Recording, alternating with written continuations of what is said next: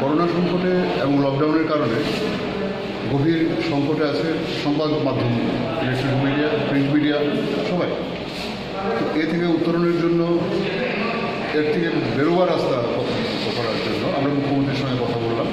রাজ্যের মুখ্যমন্ত্রীর সঙ্গে আমরা এই রাজ্যের সংবাদপত্র এবং ইলেকট্রনিক মিডিয়ার প্রেক্ষাপটটা তুলে ধরলাম, বিভিন্ন সমস্যাগুলো তুলে ধরলাম এবং আমরা ওনাদের বোঝালাম যে এখান থেকে বেরোতে হবে আমাদের। এখান থেকে বেরিয়ে আমরা আমাদের উনি সহায়তা করার কথা বলেছেন, যে সার্বিকভাবে আমাদের সহায়তা করবেন। মুখ্যমন্ত্রী সমস্ত ব্যাপারটা খতিয়ে দেখবেন বলে আমাদের বললেন যে এখনও উনি আমাদের কোনো আশ্বাস বা প্রতিশ্রুতি দেননি। উনি আমাদের সমস্ত দাবি সেটা উনি রাখলেন। দাবি পত্রের মধ্যে আমরা সাংবাদিকদের জন্য পেনশন রুলস বা নির্দিষ্ট গাইডলাইন তৈরি করার কথা বলেছি।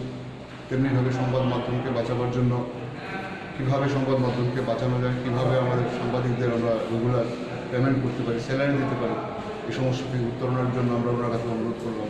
এই সমস্ত সমস্যাগুলি উনি শুনলেন এবং বললেন যে উনি ওনার সংশ্লিষ্ট আধিকারিকদের সঙ্গে কথা বলে এর সমস্যা থেকে বেরোবার কথা বলবেন।